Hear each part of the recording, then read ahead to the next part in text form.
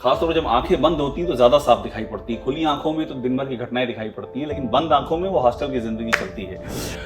पुरुष अपूर्ण होता है और जिस दिन वो पूर्ण होगा वो स्त्री हो जाएगा। ये कविता मैंने लिखी तो उसकी एक लाइन को फिर मुझसे आकर के नाराज़ हो गई। इसमें मैंने लिखा है कि छोटी बेटी जो मुझसे रोज़ आकर लड़ती है, कि ये क्यों लिख दिया कि रोज़ आकर लड़ती हूँ। अरे मैं लड़ती हूँ तो मैं लिख क्यों दिया इसमें, तो समझाना पड़ा नहीं। इसका जो इसका अंत है वो तुम्हारे लिए बड़ा सही लिखा है हमने, तब जाकर के बात बनी है मेरी उसकी।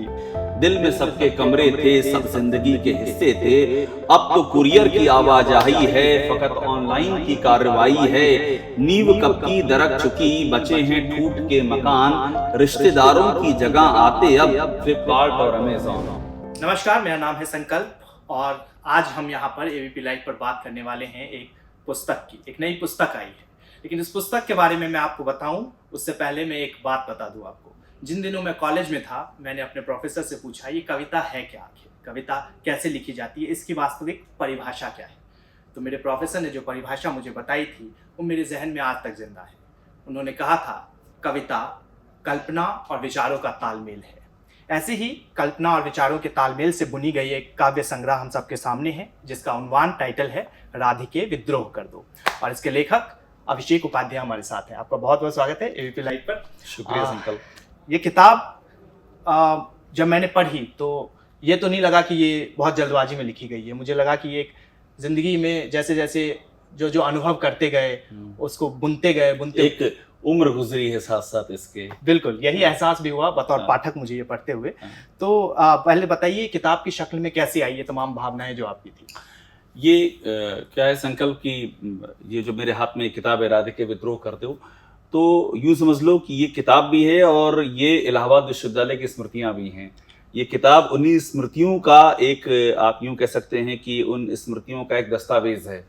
तो ये इलाहाबाद विश्वविद्यालय के दौरान से ही ये लिखने का सफ़र था, और ये जो राधिके विद्रोह कर दो है ये उसी विश्वविद्यालय के दौरान ही लिखा था मैंने इस कविता को। और आप ये सोचो कि ये जो आपाधापी होती है ज़िंदगी की, ख़ासतौर पर पत्रकारिता की जिस प्रोफेशन में मैं हूँ, जहाँ रोज़ कुआं खोदते हैं हम लोग, रोज़ पानी निकालते हैं, तो वहाँ इस कुआं खोदने और पानी निकालने की प्रक्रिया में जो इलाहाबाद में गंगा यमुना और सरस्वती बहती हैं, वो जो त्रिवेणी है ना, जो साहित्य की त्रिवेणी, वो जहन से उतर गई थी कि एक धारा वो भी है जो हमारे ही भीतर बह रही है और हमारे जहन से उतर गई है। तो वो लौटी फिर से। वो गंगा यमुना तो दिखाई देती हैं प्रयागराज में, सरस्वती माना जाता है कि वो नीचे कहीं हैं। तो मेरे लगता है वो सरस्वती मेरे हाथों में आ गई है। अब सरस्वती माँ का ही आशीर्वाद है ये।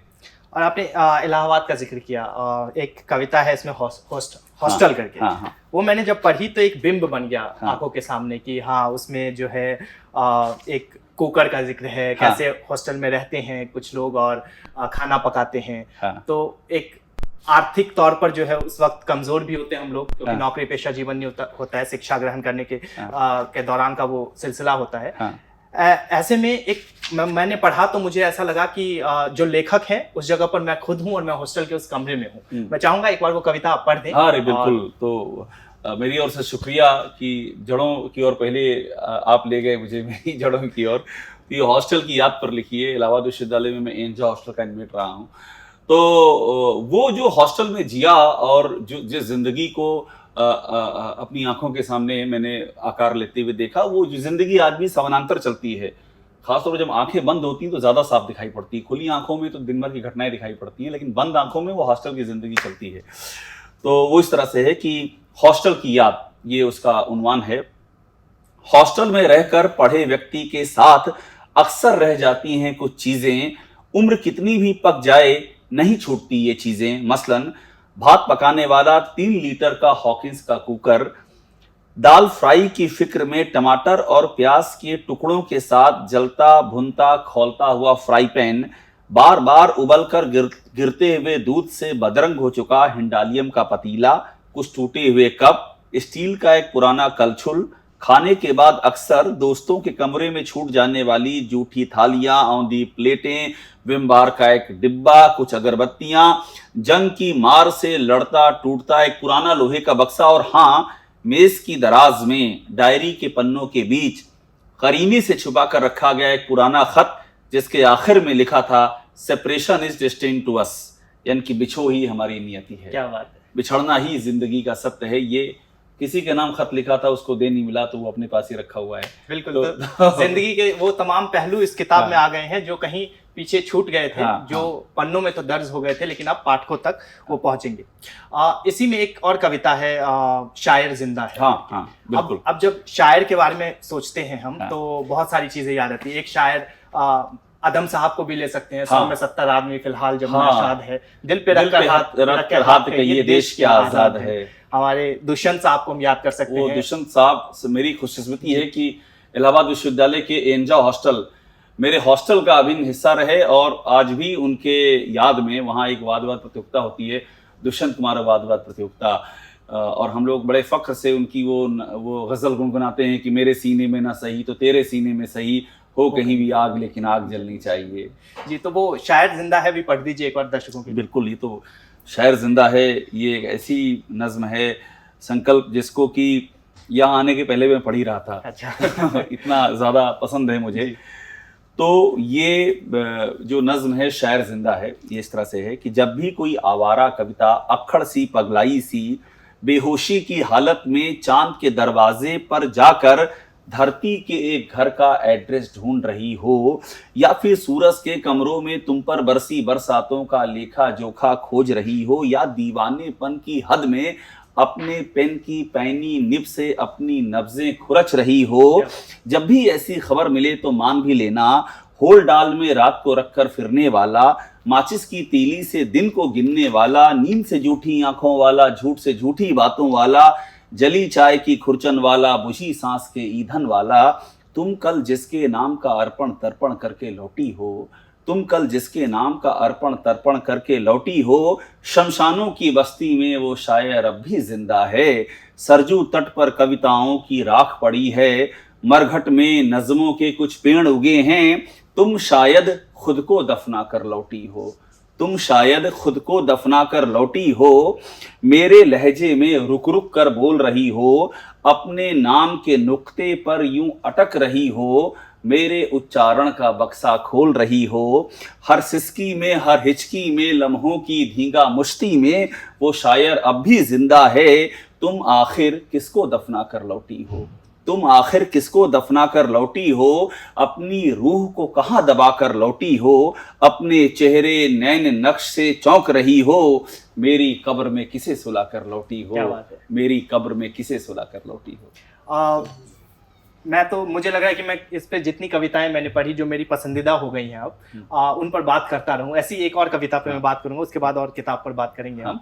और वो किताब जो कविता है वो है व्रत के विरुद्ध। व्रत के विरुद्ध। और जब मैं इसको पढ़ रहा था तो मुझे एक मशहूर कथन याद आया कि हर पुरुष के अंदर एक स्त्री होती है और बिना उसके जो है वो एक कंप्लीट इंसान नहीं। बिल्कुल, इसी को मैं ऐड कर दूं, मुझे लगता है प्रेमचंद ने कहा था कि पुरुष अपूर्ण होता है और जिस दिन वो पूर्ण होगा वो स्त्री हो जाएगा, क्योंकि स्त्री पूर्ण होती है। जी जी जी, बिल्कुल। और ये जो कविता है व्रत के विरुद्ध, ये कविता बीवी के संदर्भ में लिखी है। उसको मैं जिस दिन से पहला मेरी शादी के बाद का पहला करवा चौथ पड़ा, उस दिन से मैं उसको कहता आ रहा हूँ कि नहीं रहना है तुमको, लेकिन वो लोकतंत्र है, कहती हर हाल में रहूंगी, मैं क्या कर लोगे, तो मैं क्या कर सकता हूँ। लेकिन मैं ये उसको हर करवा चौथ और कजरी तीज, ये दो होते हैं जहाँ पर स्त्रियां जो हैं वो भूखा प्यासा रहती हैं। तो मैंने कहा कोई ऐसा व्रत बना नहीं है तुम्हारे लिए कि मैं भी रह सकूं भूखा प्यासा। कई बार ऐसा हुआ कि वो कोशिश की मैंने कि तुम रह रही हो तो मैं भी रहूंगा, पर वो ईमानदारी से करूँ ज़्यादा दिन चला नहीं, लेकिन वो नहीं मानी कि नहीं मैं रहूंगी हर हाल में। तो ये उस पर लिखा है मैंने व्रत के विरुद्ध। तुम रखती हो करवा चौथ मेरे लिए, पर कौन से व्रत हैं तुम्हारे लिए, तुम रखती हो करवा चौथ मेरे लिए, पर कौन से व्रत हैं तुम्हारे लिए। माँ ने मेरी खातिर रखे थे शकट और छठ, पर बहनों के हिस्से थे कौन से व्रत। तुमको समझाया है कई बार ये सब है पुरुषवादी सत्ता का कारोबार, स्त्री को कठपुतली बनाने के पुरातन हथियार, समय के पंजों में और पैनी होती इनकी धार। तुम सहमत हो सारी बातों से, सभी तर्कों से, मेरे प्रश्नों से, सारे वचनों से, फिर भी अंजुरी में जल लेकर मांगती हो मनोरथ। कभी ना टूटे ये व्रत, कभी ना टूटे ये व्रत। तो लॉजिकली वो मेरी हर बात से सहमत होती है। हाँ, ये ठीक है कि लड़की ही व्रत क्यों रहे। लॉजिक मान लेती है लेकिन नहीं, व्रत रहूंगी मैं। तो इसीलिए मैंने कहा कि सहमत हो सारी बातों से, सारे तर्कों से, मेरे प्रश्नों से, सारे वचनों से, फिर भी अंजुरी में जल लेकर मांगती हो मनोरथ, कभी न टूटे ये व्रत। ये जिंदगी का विरोधाभास है। हम मानते हैं कि हाँ ये ऐसे ही होना चाहिए, लेकिन फिर भी हम वो नहीं करते हैं, क्योंकि एक परंपरा होती है, एक विश्वास होता है, एक आस्था की बहुत ही गाढ़ी लकीर होती है जो हमने अपने पुरखों से पाई होती है, वो हम मिटा नहीं सकते उसको। जी तो ये उस पर है। ये तो परिवार की बात हुई जो परिवार में उसके आगे बढ़कर के देवदास पर मैं जरा वो कर दूं, चूंकि हमारे इतिहास का बहुत ही प्रेम के इतिहास का देवदास कैरेक्टर है। और आप बातें कर रहे हैं तो हमारे कैमरा पर्सन भी इस बात पे सर हिला रहे हैं कि देवदास बहुत ही इंपॉर्टेंट कैरेक्टर है, तो वो सभी को लगेगा। लेकिन मुझे अभी भी लगता है कि हम जो है ये देवदास तो ठीक है, हम सब लोग देवदास को पढ़ते हैं, लेकिन मुझे आज भी लगता है कि देवदास के नाम पर ये फिल्म बन गई कि देवदास, लेकिन असली जो उसकी नायिका थी वो पारो थी।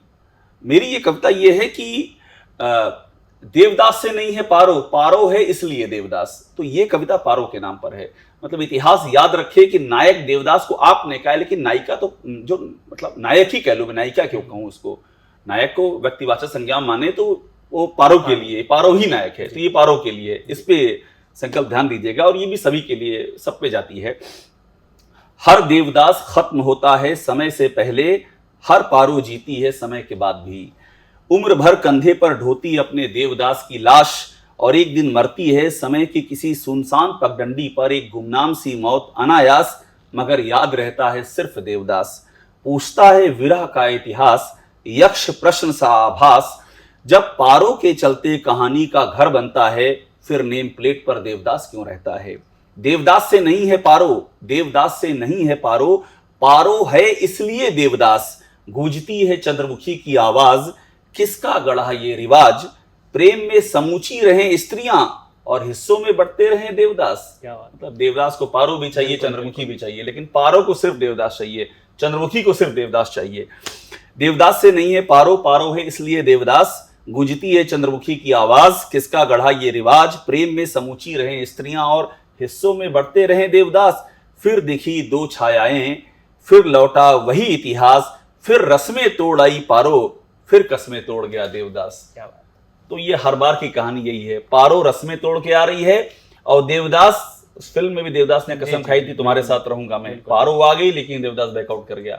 तो वो ठीक है, आखिर में आया और बड़ा वो फिल्मी सीन है आखिर में आने का, लेकिन कहानी यही है कि पारो रस्में तोड़ के आ रही है और देवदास कस्में तोड़ के चला जा रहा है। ये सिलसिला मुसलसल है, लगातार चला आ रहा है। फिल्म की बात की आपने और पारो देवदास की बात की। आपके जीवन में राजनीति एक महत्वपूर्ण हिस्सा रहा है, क्योंकि आप कवर करते रहे हैं बतौर पत्रकार 2 दशकों से अधिक से। और राजनीति एक ऐसा विषय है जो जिसमें कहते हैं कि जो भी है छिपा के रखिए, अंदर एक रणनीति वाली चीज है। कविता जो है वो कहते हैं दिल खोल कर व्यक्त कीजिए अपने आप को। तो कितना मुश्किल और कितना आसान रहा आपके लिए एक कविताएं लिखना, क्योंकि आप राजनेताओं और राजनीति के नजदीक रहे, तो ये कितना मुश्किल था आपके लिए, मतलब अपने अंदर के उस शायर और कवि को जिंदा रखना? हाँ, वो मैंने आपको कहा ना कि वो इलाहाबाद विश्वविद्यालय से आज तक के सफर का ये जो जर्नलिज्म में तो चीजें चलती गई, लेकिन नुकसान यही हुआ कि ये जो आवरण, जर्नलिज्म का पूरा जो आवरण है, इतना घटनाएं इतनी तेजी से घटती है ना कि घटनाओं की तेजी में संवेदनाएं सो जाती हैं, उन पता ही नहीं चलता, हमारे भीतर होती है और हम देखते नहीं उनको। ऐसे रास्ते में कहीं पत्थर पड़ा होता है और ठोकर लगती तो मालूम पड़ता है तो पत्थर था, क्योंकि देख कहीं और रहे, मोबाइल पे बात कहीं और कर रहे हैं। तो वो एक नुकसान था कि हमको ये सब मेरे भीतर है, मैं खाली हो रहा हूँ, 5, 6, 7 दिनों में याद आ रहा है यार कुछ लिखना है, कुछ जहन में आ रहा है तो वो लिख रहा हूँ, लेकिन वो प्राथमिकता में नहीं है। तो वो कीमत चुकाई है, ये वो कीमत कविता हो जाएगी, वो कीमत चुकाई है। ये किताब करीब 20-22 सालों बाद आई है, अगर ऐसे इसको ले लें तो वो है। अब देखिए जैसे इसमें मैंने एक चीज लिखा है, ये जो पहली इसकी कविता जो है राजनीति विद्रोह कर दो, हाँ, उसकी एक लाइन है कि, और ये लाइन इस सवाल का भी जवाब है, ये जो राजनीति वाला जो हम झेलते हैं, राजनीति का कोई भी कवरेज में डूब जाते हैं, फिर बाकी चीजें आती रहती हैं। ये राधिके के हवाले से कि चुप्पियों की कनपटी पर एक रोज पिस्तौल धर दो, चुप्पियों की कनपटी पर एक रोज पिस्तौल धर दो, और यूं गोली चलाओ शहर भर में शोर कर दो, राधिके विद्रोह कर दो। तो एक दिन चुप्पियों कनपटी पे पिस्तौल रखी जाएगी, शायद आज ही रखने का टाइम था, इसलिए आपके पास यहाँ में आ गया। और ये राधिके जो है, ये अगर हम समझे बतौर पाठक, तो ये राधिके हर कोई है, आपने डेडिकेट किया है ये। इसमें अलग अलग किरदार ज़रूर हैं जो आप जिससे आप मिले ज़िंदगी में, जिन्होंने आपके कहीं ना कहीं मस्तिष्क पे एक वो छाप छोड़ी है। लेकिन ये राधिके जो है, ये किरदार सबसे आप कह रहे हैं, ये एक फेमिनिस्ट अगर हम समझें तो ये एक तरीके से दुनिया भर की तमाम बहनें हैं, बेटियां हैं, दोस्त हैं, सभी हैं। इसमें एक मैं आखिरी में जो है कविता है छोटी बेटी, रेवा करके। क्या ये आपके बिटिया के लिए? बिटिया के लिए, इसे भी पढ़ दीजिए। अरे बिल्कुल, भावनात्मक है काफी ये कविता। जितनी कविता पढ़ी उनमें दरअसल ये, और इसकी भी कहानी है इस कविता की कि मैं किताब लिख चुका था, अब वो आकर के मुझसे कही क्या लिखे हो दिखाओ, तो हमने उसको दे दिया। वो जो तू पढ़ना सीख गई है, अभी 7-8 साल की है, पढ़ना सीख गई है, तो पूरा पढ़ा, कहीं मेरा कहाँ है कविता? हम तेरे को किताब लिख रहे हैं, ये तो किताब लिखी कि मेरी कविता इसमें क्यों नहीं है, होनी चाहिए। तो उसके बाद हमने कहा यार खैर इसकी कविता तो होनी चाहिए, तो हमने फिर लिखा। लेकिन जब ये कविता मैंने लिखी तो उसकी एक लाइन को फिर मुझसे आकर के नाराज हो गई। इसमें मैंने लिखा है कि छोटी बेटी जो मुझसे रोज आकर लड़ती है, कि ये क्यों लिख दिया कि रोज आकर लड़ती हूँ? अरे मैं लड़ती हूँ तो मैं लिख क्यों दिया इसमें? तो समझाना पड़ा नहीं, इसका जो इसका अंत है वो तुम्हारे लिए बड़ा सही लिखा है हमने, तब जाकर के बात बनी है मेरी उसकी, ठीक है ना। तो ये छोटी बिटिया के नाम पर, रीवा के नाम पर है कि छोटी बेटी जो मुझसे रोज आकर लड़ती है, मेरे लिए लिखो जल्दी। मैं उसकी खातिर लिखने को जब भी कलम उठाता हूँ वो छीन लेती है कहते हुए ये मेरी पेन है। वो मेरी डायरी पर काबिज हो जाती है कहते हुए ये मेरी डायरी है। वो मेरे कंप्यूटर पर भी काबिज है, आंखें तरेर कर कहती है ये भी मेरा है। बहुत देर से परेशान हूँ उसकी खातिर कैसे लिखूं कविता, और वो मेरे सिर पर बैठी है जल्दी लिखो कोई कविता। मैं थक हार कर ये कहता हूँ कि मेरी हर लेखनी तुम्हारी है, मेरे नाम की तो देह भर है, रूह की डायरी तुम्हारी है। मैंने जो भी कुछ है लिखा अब तक सब तुम्हारे नाम पर रजिस्ट्री है। मैंने जो भी कुछ है लिखा अब तक सब तुम्हारे नाम पर रजिस्ट्री है। मेरा नाम सिर्फ दिखाने को है, सब तुम्हारे ख्याल की केमिस्ट्री है। मेरी हर हार सिर्फ मेरी है, मेरी हर जीत तुमसे रोशन है। ये सब रचा तुम्हारा है, सब तुम्हारी दुआ का परचम है। वो सुनती है, खिलखिलाती है, एक कविता सिर उठाती है। मैं बस उसको देखता रहता, कविता कागज पे दौड़ जाती है। क्या बात। तो ये जब मैंने समझाया कि ये जो लास्ट वाला मामला है ये सब सही जा रहा है, तब जाकर के वो खुश हुई, हाँ आप ये जी। और जब आप अपने बेटी से या किसी भी बच्चे से बात करते हैं तो सबसे शुद्ध रूप में जो प्रतिक्रिया मिलती है वो उनसे ही मिलती है। तो जब वो सुनते हैं तो ये एक पिता के तौर पे भी, एक लेखक के तौर पे भी, जब आपने मुझे पक्का यकीन है जब पूछा होगा या उसने पढ़ा होगा तो आपको ये डर होगा कि सबसे सही तरीके से जो है आलोचनात्मक दृष्टिकोण से वो देख सकते हैं। और ये आलोचना मुसलसल है, आज भी हो रही है। रोज जब मैं पहुंचता हूँ तो यही लेके बैठी रहती है और रोज यही बात की ये सब। बाकी तो ठीक है, लेकिन छोटी बेटी जो मुझसे रोज आकर लड़ती है क्यों लिख दिया था? तो मैं बेटा अगले पन्ने पे जाओ, फिर नीचे सब दिखाता हूँ कि सब तुम्हारी दुआ का परचम है, सब तुम्हारे ख्याल की केमिस्ट्री है, तो मामला बैलेंस होता है। ऐसी चीज चलती है। एक आखिरी कविता हम चाहेंगे कि आप पढ़िए, क्योंकि बहुत सारी में, जैसे मैंने कहा, मेरी पसंदीदा बन गई। उनमें से एक ये भी है, दरवाजे का खत करके जो है। ये 83 पेज नंबर पे है और इसमें खतों का जिक्र है। और खत जो है वो अब तो खत्म हो गया हम सबकी जिंदगी से। वो एक नया इमोजी का दौर आ गया है, व्हाट्सएप का दौर आ गया है। तो ऐसे दौर में खत जो है वो कहीं ना कहीं कवि के पास अभी भी जिंदा है। और वो चूंकि खत की बात कही है संकल्प, तो एक लिबर्टी लेना चाहूंगा मैं। दरवाजे का खत तो खैर है ही है, लेकिन खत वाले में, और इनफैक्ट जो आप बात कर रहे हो ना कि इसमें एक कविता और है, मैं अभी भी बाकी हूँ। ये जो आप बात करिए उसी पर्सपेक्टिव पर है, इसलिए ये पढ़ देता हूँ। इसमें सब चीजें आ जाएंगी, क्योंकि सबसे अहम बात आपने ये कही कि खत है या वो दौर है जो हमसे छूट चुका है या बीत चुका है, फिर भी हमारे भीतर जिंदा है। ये उसी की बात की कविता, मैं अभी भी बाकी हूँ। मतलब वो मैं जो एक दौर में था जब चिट्ठियाँ आती थी घर में, जब लोग इकट्ठा होते थे, जब त्योहार साथ मनते थे, जब हम कुछ देर ठहरते थे, सोचते थे, वो दौर अभी बीता नहीं। इस मोबाइल के दौर में भी ये उस पर है। ये सुनाता हूँ मैं अभी भी बाकी हूँ। पहले घर में आते थे कितने मेहमान, लिफाफे, पोस्ट कार्ड, मनी ऑर्डर, अंतरदेशी, कभी कभी रजिस्ट्री और स्पीड पोस्ट भी। दिल में सबके कमरे थे, सब जिंदगी के हिस्से थे। अब तो कुरियर की आवाजाही है, फकत ऑनलाइन की कार्रवाई है। नींव कब की दरक चुकी, बचे हैं ठूठ के मकान। रिश्तेदारों की जगह आते अब फ्लिपकार्ट और अमेजॉन। जी। रिश्तेदारों जगह बिल्कुल। फ्लिपकार्ट और अमेजॉन आ रहे हैं। पहले कुंडी बजने पर दिल धड़कता था। आपको याद होगा हमारे घर में कुंडी बजती थी, लोहे जी, की जी, बिल्कुल। वो याद आ लोहे रहा की है, खटखटा जंजीर देते उससे, जी, हाँ। जी। तो पहले कुंडी बजने पर दिल धड़कता था, अरे कौन कौन आने वाला है, खुश होते थे हम। पहले कुंडी बजने पर दिल धड़कता था, अब घंटी बजती है तो खटकता है, कोई नया सेल्समैन आता है या डिलीवरी बॉय जाता है।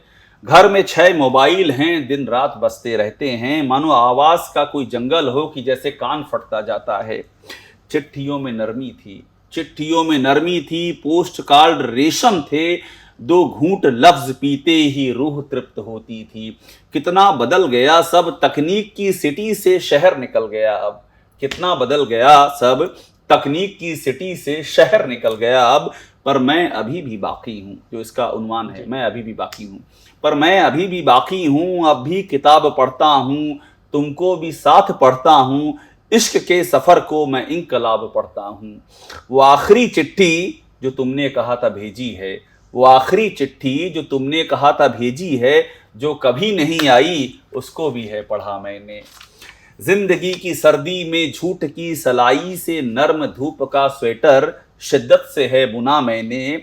आदतें वही हैं सब, शिद्दतें पुरानी हैं, खून आग है अब भी, आंख अब भी पानी है।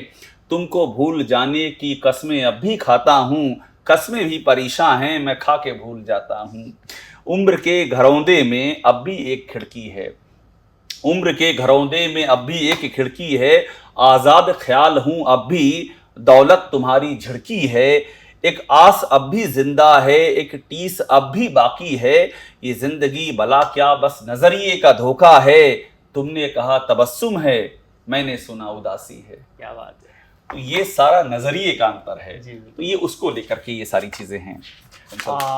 और जी, दरवाजे एज ए रिपोर्टर वो टोकने जी, की जी, आदत है, बिल्कुल। इसलिए मैं एक आखिरी रिबट जी, ले रहा हूँ जी। टोकने की, कि एक चीज और मुझे जो ये मैं इसलिए सुनाना चाहूंगा, और इसके बाद एंड कर दीजिएगा, क्योंकि रिपोर्टर हूँ, रुको, जब तक एंकर टोकेगा नहीं रिपोर्टर रुकेगा ही नहीं, नहीं, लाइव का टाइम ओवर हो जाएगा आज पूरा। आज आप एक शायर हैं, एक कवि हैं, एक लेखक हैं, रिपोर्टर हैं, लेकिन आज आपकी जो पहचान है वो इस राधिके विद्रोह कर दो की बतौर लेखक है। आज मतलब सीमा तोड़ हाँ, सकता हूँ थोड़ा बहुत, बिल्कुल, हल्का-फुल्का, बिल्कुल, ज्यादा नहीं बिल्कुल। लेकिन तो एक और मैं पढ़ूंगा, सालों बाद वो मिली जब। जी। और ये इसलिए पढ़ूंगा कि हम जितने भी लोग यहाँ हैं, आप हैं, हमारे कैमरामैन मित्र हैं, इन सबको याद है कि सालों बाद अगर कोई मिल जाए, कोई समझ रहे हैं ना कौन जी, मिल जी, जाए, बिल्कुल, बिल्कुल। तो जब सालों बाद कोई मिलता है, जी, आपको कोई ना कोई जी। मिला ही और होगा। मैं ये भी पूछना चाहूंगा हाँ। कि जब एक कवि जो अपनी पुरानी भावनाओं को बाद में किताब की शक्ल में हाँ, देता है या हाँ, लिखता है हाँ। उसको, तो तब तक ये होता है कि वो जिंदगी में बहुत आगे बढ़ हाँ, चुका हाँ, होता है। हाँ। एक उसका अपना परिवार होता है। हाँ। तो जिस तरीके से आप हमें और पाठकों को समझा रहे हैं, वैसे आपने घर पे भी इन कविताओं की व्याख्या की है। हाँ, मैंने की है, लेकिन थोड़ा संभल के की है ना व्याख्या, क्योंकि इसमें बहुत सारी चीजें ऐसी जिनकी ज्यादा व्याख्या नहीं हो जी, सकती जी, है, जी, बिल्कुल। और यहाँ भी नहीं कर सकता हूँ, ये सब देखा जाए घर पे हमारे, इसलिए थोड़ा संभल के व्याख्या करूंगा मैं। तो सालों बाद वो मिली जब, जी। मतलब आप विश्वविद्यालय के दौर में कोई मिला हो, अब वो जिंदगी जो आप कह रहे हैं विश्वविद्यालय से निकल करके आज यहाँ आ गई, एबीपी के स्टूडियो में आ गई है, तो उसके बाद अगर कोई सालों बाद आपको मिलता हो, तो उस समय की क्या स्थिति है, उस पर है ये। सालों बाद वो मिली है, कितना बदल चली है, लड़की की पर्स से एक औरत निकल चली है, जिम्मेदारियों की छैनी शक्लें बदल चली है, अल्हड़पने की सुबह किस्तों में ढल चली है। वो बढ़ती नहीं है आगे, वो बढ़ती नहीं है आगे, हैरान सी खड़ी है, काजल पे पैर रख कर एक बूंद गिर पड़ी है। मैं खामोश देखता हूँ, कोई अक्स ढूंढता हूँ, वो हाल पूछती है, मैं हाल सोचता हूँ कितना कुछ बीतता है लड़की से औरत होने के बीच में। नाखूनों में फंसे आटे सी कुलबुलाती है जिंदगी, सेवइयों में गुथे दूध सी जम जाती है जिंदगी, और फिर एक दिन वक्त की खूंटी पर टंग जाता है उजड़े सपनों का कैलेंडर, एक घर की 4 दीवारी और सीलिंग फैन सा सफर। जाने क्या क्या सोचता हूँ, एक उम्र नोचता हूँ, एक रील भागती है, एक आह जागती है, तकदीर हाँफती है। कुछ घट रहा है शायद, कुछ घट रहा है शायद, वो बुदबुदा रही है, लम्हों के यार्ड में फिर एक ट्रेन जा रही है, एक याद भाप बनकर सीटी बजा रही है, एक उम्र आ रही है, एक उम्र जा रही है। वो मुझको बता रही है कि खुद को सुना रही है, जिंदा है जागती है, उम्मीदें काटती है, कतरन संभालती है, सिक्के उछालती है, उसे हार सालती है। बदली नहीं है अब भी, बदली नहीं है अब भी, बस वक्त में बटी है, किस्मत की हैं सलीबें, वो ईसा बनी टंगी है। बदली नहीं है अब भी, बस वक्त में बटी है, किस्मत की है सलीबें, वो ईसा बनी टंगी है। जागती हैं अब भी ख्वाहिशें सफ़र की, वो भीड़ में है औरत तन्हाई में है लड़की, वो भीड़ में है औरत तन्हाई में है लड़की। बदली नहीं है वो, बदला तो वक्त है, सारे किए धरे का मुजरिम कम वक्त है।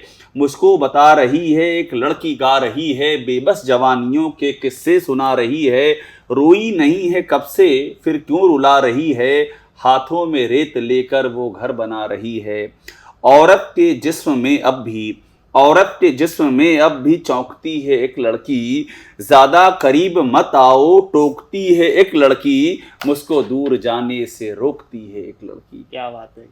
ये सिर्फ एक शायर या कवि हृदय व्यक्ति ही सोच सकता है कि एक लड़की से औरत बनने के का जो वक्त होता है उसमें क्या क्या बदल जाता है, और वो जो भावनाएं होती है वो पूरी तरीके से इस कविता में जाहिर हो रही है जब हम लोग सुनते हैं पढ़ते हैं। तो यूपी टू यूक्रेन हो गया, राधिके विद्रोह हो गई ये नई किताब, इसके बाद और क्या प्लानिंग है आपकी अभी? मुझे अभी तो लगता है, चूंकि क्या है कि यूपी टू यूक्रेन की जो किताब लिखी थी संकल्प, वो यूक्रेन वॉर में पहला भारतीय जर्नलिस्ट था जो यूक्रेन में पहुंचा था, तो युद्ध शुरू होने के 10 दिन पहले पहुंच गया था। तो जो हमने यूक्रेन का जो सबसे सौंदर्य था, यूक्रेन क्या खूबसूरत देश, अब था लगाऊं कि है लगाऊं समझ में नहीं आ रहा है, लेकिन क्या खूबसूरती देखी थी। जैसे लगता था कि वसंत का मौसम आया हुआ, और वसंत को एक धीरे धीरे यूं पतझड़ में तब्दील होता हुआ देखा कि जहां पर ऐश्वर्य की आलीशान अट्टालिकाएं थी वहां खंडहर दिख रहे थे, और खंडहर सिर्फ इमारतों के नहीं, मानव जीवन के खंडहर देखे थे। तो वो दो शेड्स थे, वो दोनों लिख करके वो उस पूरे परिदृश्य को उतारा था मैंने।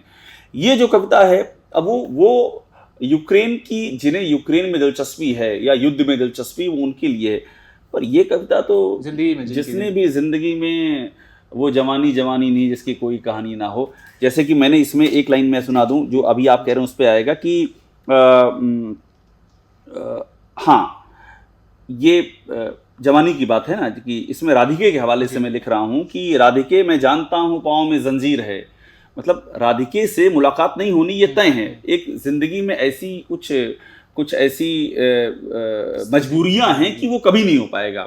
राधिके मैं जानता हूँ पाँव में जंजीर है, आंधियों के हाथ में चराग की तकदीर है। राधिके सच है कि सच भी झूठ है, हर जोड़ का अंजाम आखिर टूट है।